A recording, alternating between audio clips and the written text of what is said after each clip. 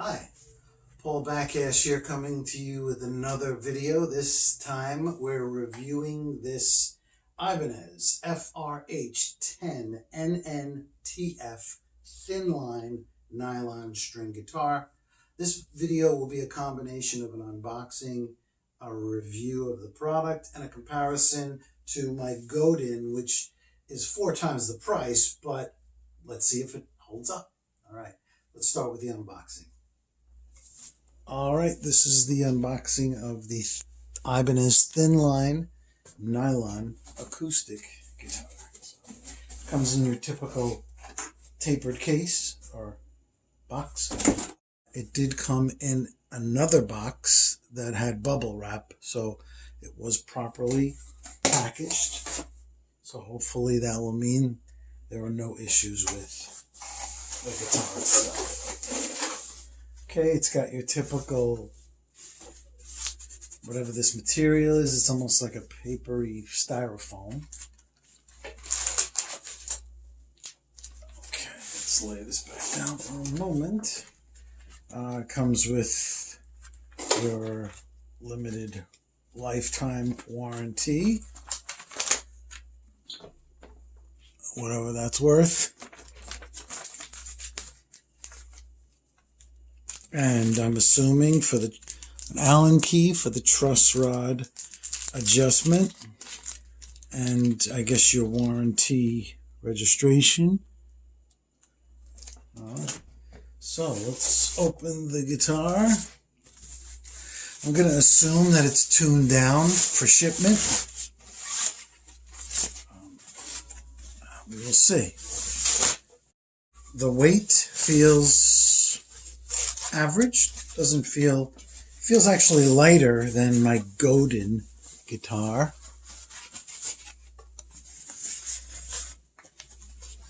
All right, and it looks to be maybe a little thinner than the Godin.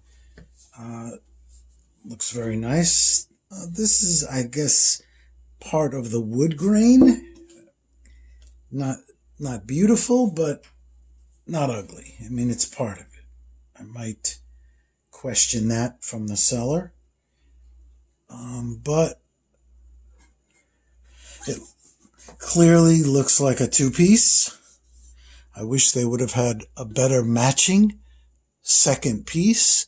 This is a lot darker, which makes it more obviously two-piece, so I'm not 100% happy with that. I like the binding and the port. Truss rod adjustment here. Let's just do, yeah, I'm going to have to tune that. Here's your headstock. Ibanez, I do like this binding. That's very attractive. When I was younger, I always hated gold hardware on any kind of guitar. The last 5 years of my life, the guitars that I'm building, I use all gold hardware, and I seem to be more attracted to it. Definitely think it classes it up a bit. I'm not sure of the quality of these tuners as far as the ratio, the turning ratio, as well as the tunability and how well it stays in tune, but it sure does look pretty. Okay. This has like a satin kind of finish, so it definitely has some type of lacquer on there, but it's not a high gloss. I'm not a fan of high gloss on the back of the neck, because when you play and you sweat, the hand tends to stick to the high gloss necks more than it does the non-finished necks or necks with a satin finish. But what that means is that when you finish playing, you really should wipe down a non-finished neck so that the oils and acids from your hand don't embed themselves into the wood. What's back here? I don't know if I could barely read that, and I'm right near it.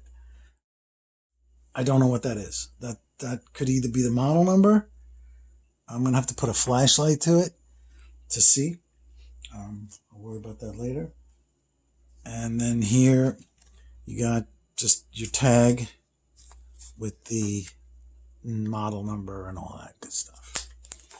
The back looks good. It looks like it's a two-piece, but look how nicely these two match up. You just see a little bit of coloration difference here, but hardly any over here, as opposed to the really glaringly obvious difference here. It has the dots here along the top, which I like, and on the front, which I'm not really a fan on nylon guitars. I don't like seeing the dot on the front.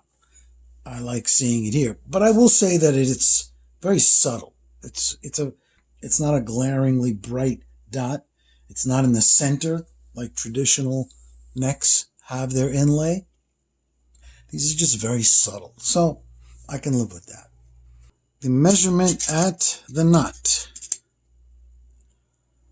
as you can see, is about 1 3/4. And then at string width at the saddle is about, I'd say 2 1/4, maybe a little less. The neck feels good in my hand, and it's light. You know, it's very, very light. So I can imagine playing this standing up at a gig for 3 hours and not feeling any wear and tear on my shoulder.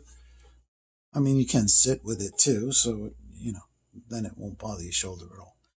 This, I'm going to assume, well, I was going to assume it's the battery compartment, but I think this is the battery compartment.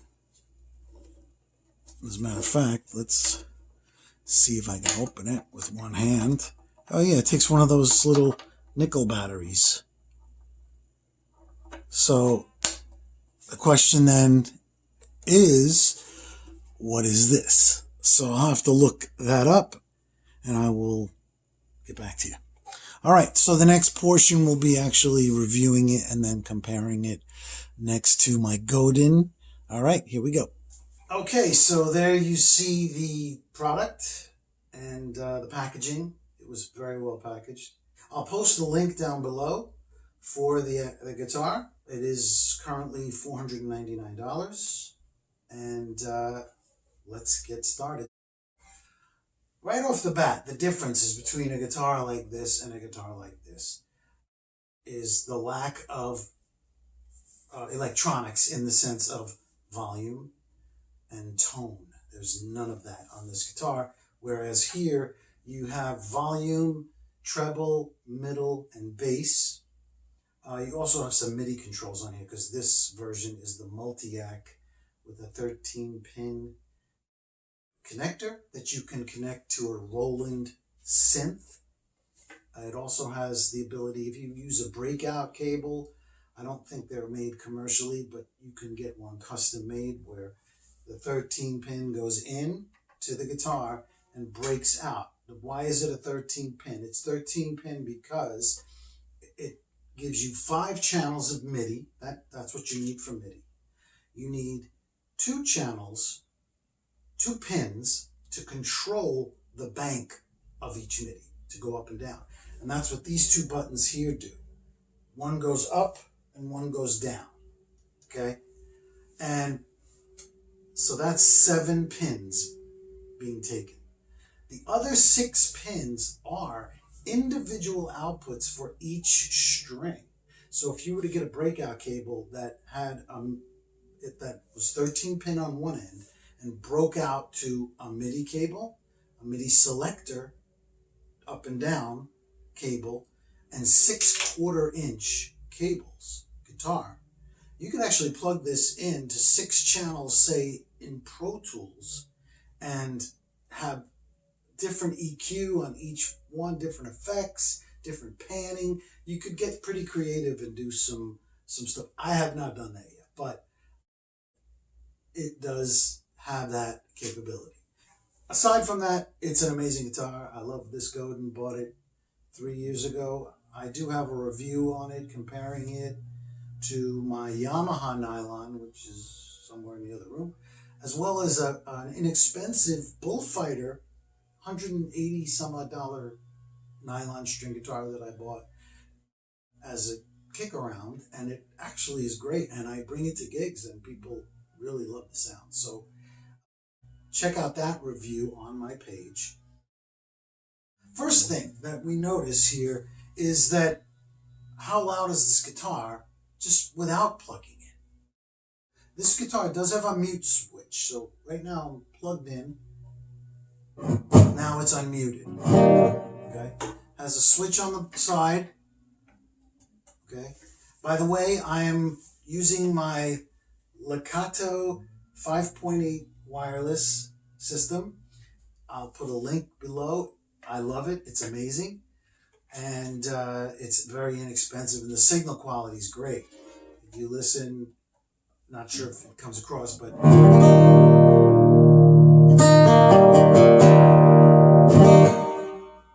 And the distance, the range is very good. I have two 2.4 wirelesses that are good, not as good as this. I also have a UHF 900 meg range wireless, also good, also sounds good, but there is some hiss, and it just is more than this. This is pretty quiet. All right, let's talk about the volume of this guitar. I have a decibel meter here that shows right now as I'm speaking, it's varying from 25 decibels up to about 40. And so let's just play an E chord and see what kind of volume this puts out on its own.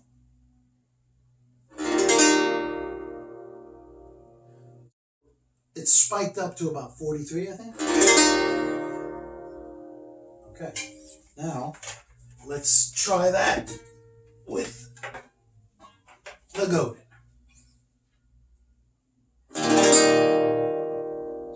This actually projected a little more.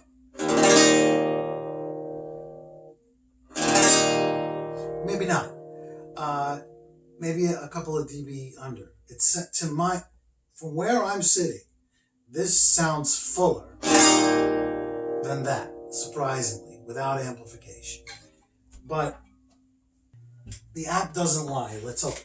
So the app, this one peaked out at about 43.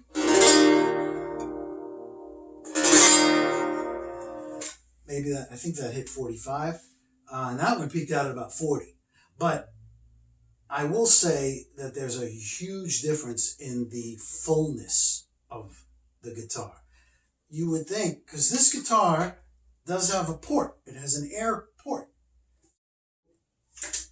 And it's chambered. This guitar is chambered as well, okay? But there's no port. I think maybe because this is a bigger body, it's got more width. If you put them together, you'll see that if I match that end, you've got about an inch going all the way around on the Godin. This is really only for those of you who are not intending to plug this thing in and you just want to play. You want to play for in the living room with family and friends. You can totally do it. But the Godin definitely sounds richer without amplification. All right, now let's talk about amplification. I'm unmuting the guitar. I am going into a Ditto X4 looper. And I'm also going into a TC Helicon pedal for reverb. So just to have some reverb. I could dial it down a little. Okay? Now my usage of these types of guitars are for live performances. I usually bring my looper and I record, I play songs, and on the fly, live record my loops for when the solo comes for each song, I have the accompaniment. One thing to note for those of you looping, you want to set your playback level to be less, maybe 10 to 15% lower in volume than your actual level. So it'll record it at the level you're playing at, but then it'll play back 10 or 15% lower. And the reason for that is so that, specifically with this guitar, because there is no volume, you'll be able to hear your solos clearly. That's something that you should definitely do. Also, it's good practice to do that anyway live, because there's always an issue with volume. And when you're looping and you record that first loop and start playing over it, you're adding a second guitar, so you're adding more volume. And if you're in a place where volume is an issue, and as a guitar player, most of us are in that place almost all the time, it's better to, instead of having to turn your guitar up like you can on this one, to play over the loop at the existing recorded volume. You can keep it at the same volume, and you'll be still adding some overall decibels, but not as much. So you'll be less likely to have someone come over and say, hey, could you turn it down? Or get a complaint of that nature. So let's talk about the guitar. It is a 22 fret guitar, whereas the Godin is 17, I believe. If you look, it has the markers, 19 frets. The one advantage of the Ibanez is that you can get to the additional 2 frets. It's actually very easy to play. As I was playing around with this guitar, I found myself doing things that I can't do on that guitar. So that is a plus, okay? The neck itself is definitely not as wide as the Godin. And it's not as deep from front to back as the Godin. This plays more like an acoustic, like a thin acoustic would, like a very thin line acoustic.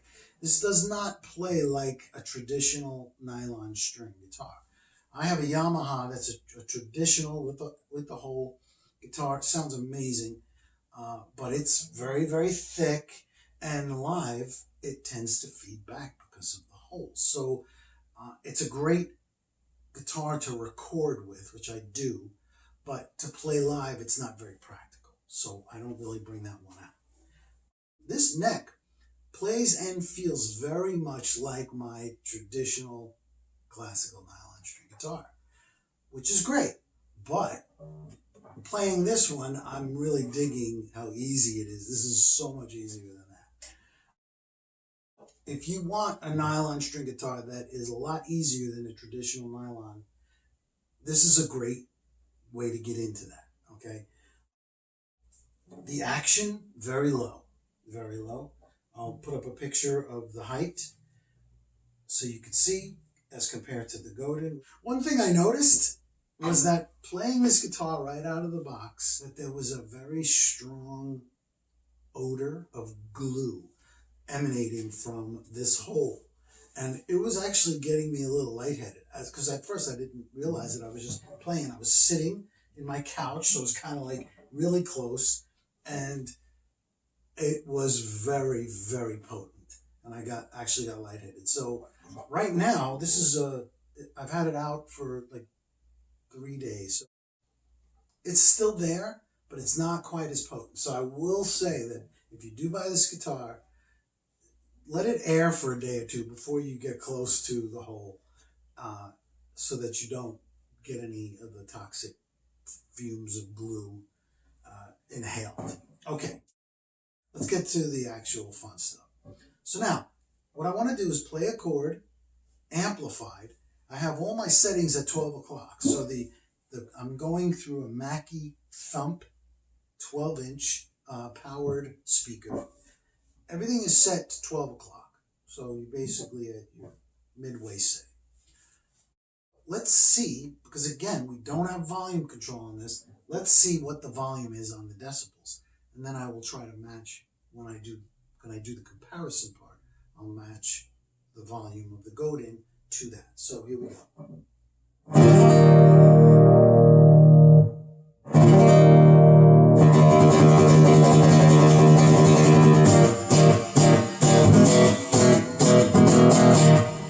So right there, I was hovering at about 70-something decibels, but I did peak at 90, okay? So this does have a robust sound. I really like the clarity of the strings.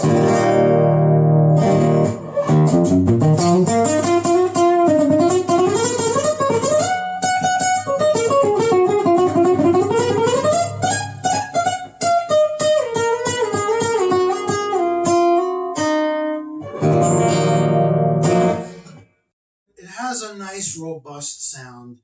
Combine that with the low action and the playability of the neck. This is a great guitar. I'm definitely enjoying it. I just, if it only had the volume, because that, to me, that's something that is important on every guitar that you plug in, so that you can control the level without having to bend down and adjust it on a pedal or go to the PA system, which here is on the floor, but it's usually up on a tripod. You don't want those kinds of inconveniences when you're performing. You want to be able to do it and continue. Like in the middle of a song, you might feel it's a little too loud. If someone's complaining, you're getting a look. If when I'm performing, I tend to look at the people in the audience, and if they have a problem speaking to each other, where they have to really lean in, I bring the volume down, because you're trying to create a pleasant experience. You can't do that with this guitar without bending down and changing it on the pedal or on the PA system itself. That is a drawback in my mind. And if this was like a $200 guitar, I could let it go. But at $500, they should have figured out a way to put that in. I'm sorry, it should have been in there. I'm going to play for copyright reasons. I'm going to play an excerpt from one of my own songs, which is on Spotify. It's called "Have Your Way with Me." It's on YouTube. Video is up on my channel. Please, if you get a moment, check it out. This is a song that has a rhythm and then has a guitar lead, melody kind of lead, and then a harmony of that. So what I'll do is I will record the rhythm and then go right into, on top of that, the main melody lead section, and then immediately after that do the harmony of that. So here we go. It's an F sharp.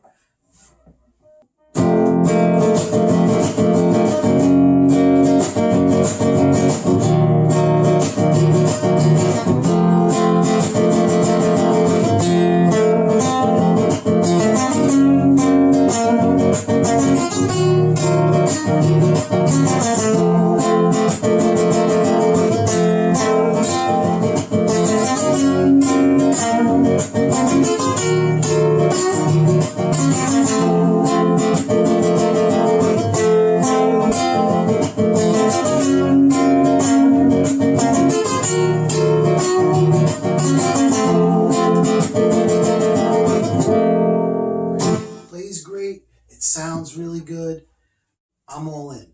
The porthole, I'm not hearing it. The concept is great, but this hole is not really pushing a lot of sound up as I play.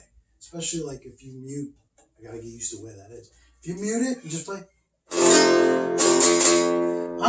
My ears are perceiving the sound coming out this way, and I'm capturing that. So it does sound like most guitars do.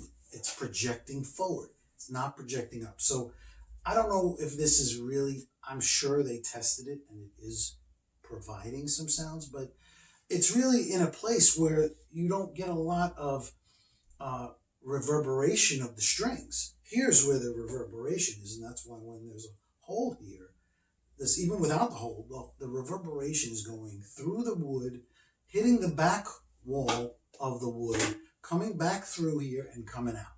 And that's where you're getting the bulk of your sound from without amplification. So I don't know that this is really adding more than a couple of decibels of sound, which is not really helpful. So I'm not hearing, it's not perceived.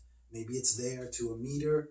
If you had a little microphone here, maybe it is, but I'm just not hearing it. Let's take the Godin and let's see how that sounds in comparison to. All right, so the first thing I'm going to do is let's match the volume. So remember when I did an E strum or F sharp strum, it peaked at 90, but it was hanging out at around 77. So let's see where this is. Okay, I'm way louder. Now I have my volume set to the midway.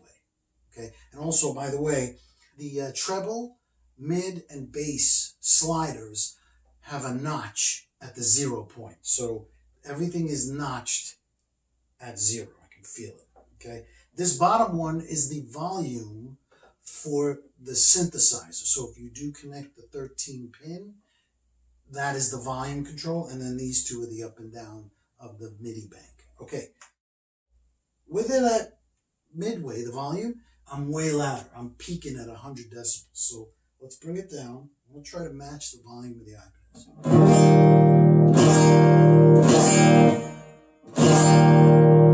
That's about right. If this slider was a 1 to 10 slider, I'm about 3.5, which is a lot lower than I usually play. I'm usually at about 6. So right there, that's telling me that this guitar has more output than that guitar does, which is okay. You know, I'm more about clarity than output, because you can always compensate by upping the level of the Mackie or the pedal. Now that I've been playing that guitar for a little bit, I noticed right away how much fatter this neck is. This is more like a traditional nylon. And the action, I mean, the action's pretty low. It might compare, and I'll put up the comparison. But again, you have two less frets, so there is the less ability to play some of the high notes on certain songs. Although traditional classical or nylon string guitar played music doesn't really go up there, but I do. When I'm soloing, I like to play the full spectrum from the low E string to the high E string, from the open fret all the way up to the highest frets I can do. You get the spectrum of sound. Keeps it interesting. All right, I'm going to do the same little thing and see how the sound is from what I remember from my original. Okay, here we go.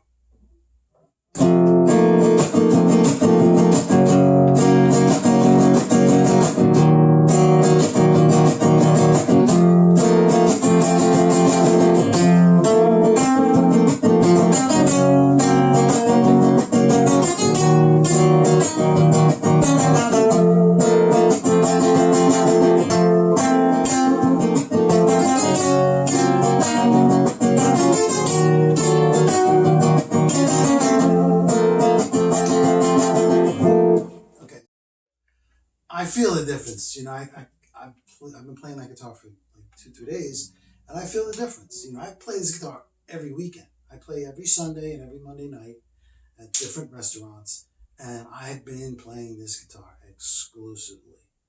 Plus, I bring my inexpensive Bullfighter, and I bring it as a backup, because although that sounds great, it does not compare to this. This guitar it rules. But I'm really liking the sound. The sound of that guitar. Now, the bass, the low frequencies on the Ibanez are much more robust than the low frequencies on this guitar with the EQ flat. So now I'm going to slowly bring up the bass slider to see if I can match from what I remember of the Ibanez.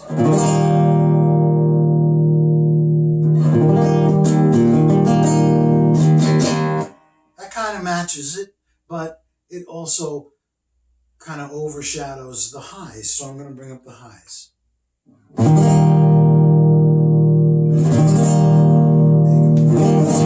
I rarely ever bring up the mids, because it doesn't sound good to me on a nylon guitar to have the mids pushing. So and as an example,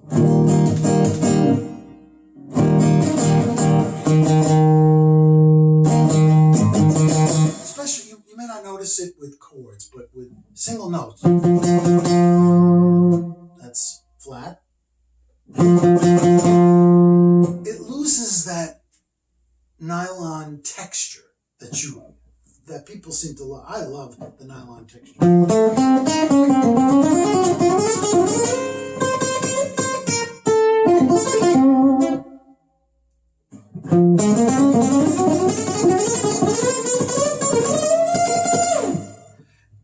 It just, for me, to leave the mids flat on a nylon string guitar is the way to go. Personal preference, whatever you choose, that's up to you. So, All right, so what is my final assessment of this guitar? For the price point of $499, a volume, at the very least, a volume knob should be included. Some type of volume control. They could have fit something up here that's just a single knob, you know? I mean, or a boost. I have the Al Di Meola Ovation signature Al Di Meola guitar. It's not nylon, it's a steel string. It has right here a 4 dB boost, a plus 4 dB boost, which is ingenious because even though that guitar does have volume controls, when you're playing a solo, you with the side of your thumb, you hit the boost, you play your solo, you hit it again, and you're back to your rhythm volume. So that would be great. And that doesn't take up any space. It's a tiny little thing. I gotta believe that they'd be able to fit it in here. And I might be able to have something like that custom installed.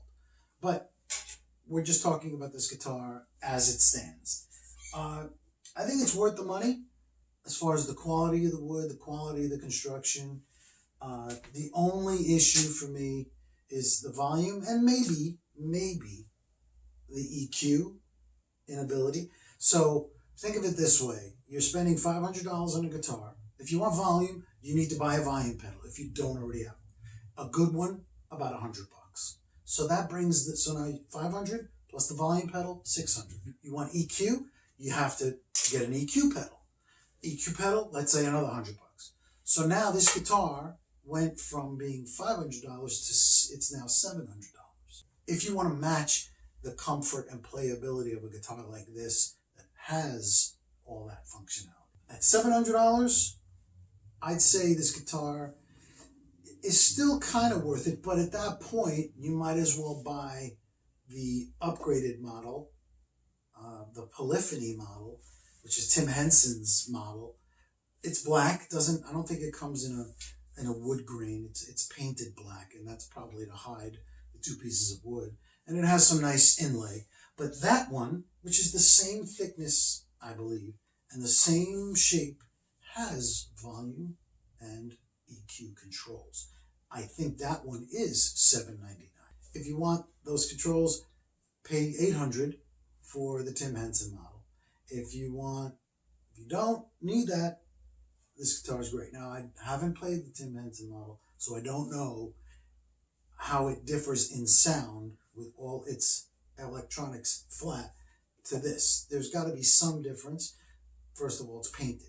That does have a difference in the way the guitar projects. It prevents the wood, the sound from passing through the wood. It still does, but it's not as robust. This is very robust, and it is because the wood is not painted. It's just got a light stain. That's the other thing. This wood has a very light satin stain, similar to the back of this guitar. They feel almost the same. That's pretty much it. I would say if it's in your budget and you're not concerned with the things that I pointed out, then this is a good guitar to get. I would definitely recommend it. Let me know in the comments what you think of the guitar. If you have any questions, I'm happy to answer. And if there's anything else you want me to compare or review, please let me know. And please check out my original music on my channel, as well as on Spotify and Pandora. Just look up my name, Paul Bakash, and you will find me on, I think, every streaming media platform. I also do, in addition to playing nylon string music, I play electric music, and I also play an Arabic guitar called an oud, O-U-D. I'll show a picture of that, and that's a lot of fun too. That's my heritage. That's where my family's from, Syria. I love the music, of the Arabic music, so I've been playing the oud for quite some time, and I do release music like that as well. So please check it out. I hope you enjoy it. Thanks again for watching.